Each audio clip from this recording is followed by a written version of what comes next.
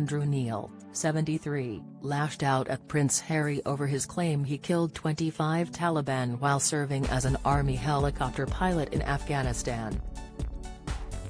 The broadcaster predicted that the confession, made in his upcoming memoir, Spare, will do him the most long-term damage by far. This Week's star claimed he doubts the royal will recover from the incendiary revelation, which has prompted fears of heightened security risks for himself and the UK. Andrew said, "But it is the excruciating stuff about Taliban kills which will haunt him and his family for some time to come. It is unseemly, unnecessary and, most important of all, un-British. It amounts to a watershed in public perceptions of him, from which there is no turning back. Even the Americans, hitherto far more sympathetic to Harry and Meghan than the Brits, are turning on him."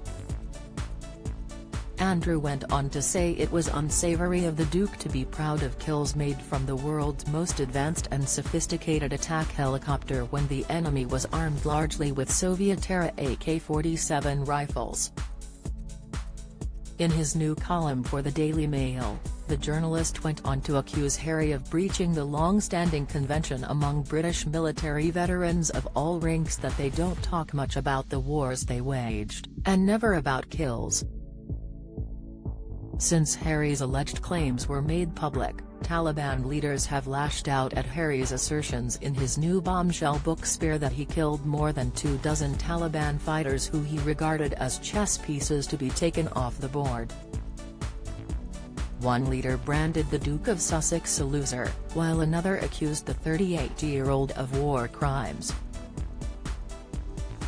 Anas Haqqani took to Twitter today in the wake of the explosive claims made in the prince's memoir, where he has, unusually for a former soldier, chosen to reveal a body count stacked up during his second tour of Afghanistan as a gunner in Apache attack helicopters. Mr. Haqqani, a leading figure in the Haqqani network, part of the Taliban in Afghanistan, expressed his outrage at the Duke of Sussex's comments. He wrote on Twitter, "The ones you killed were not chess pieces, they were humans, they had families who were waiting for their return. Among the killers of Afghans, not many have your decency to reveal their conscience and confess to their war crimes." Writing for Express.co. UK former British Army Commander Colonel Richard Kemp said letting it be known how many fighters he killed will rekindle jihadist animosity against him and incite some who want to take revenge.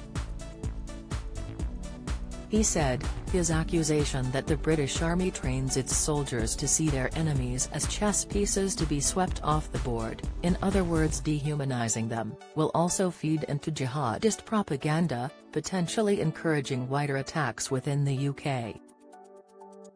It will also be seized on by lawyers who want to prosecute British soldiers on allegations of unlawful killing and ill treatment of enemy prisoners because it paints a picture of a military that indoctrinates its troops to act against the Geneva Conventions that require enemy dead, wounded or captured to be treated with respect. According to an excerpt seen by The Telegraph, in his upcoming book Harry said he flew 6 missions which led to the taking of human lives.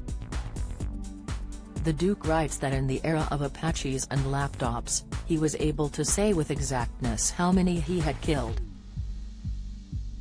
He wrote, "And it seemed to me essential not to be afraid of that number. So my number is 25.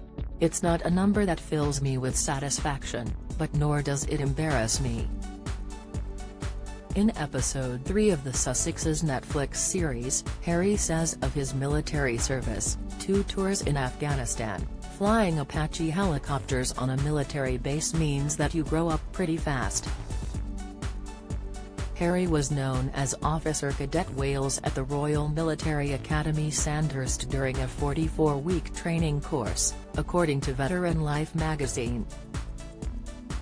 After training, he received his commission as an officer in the British Army, joining the Blues and Royals.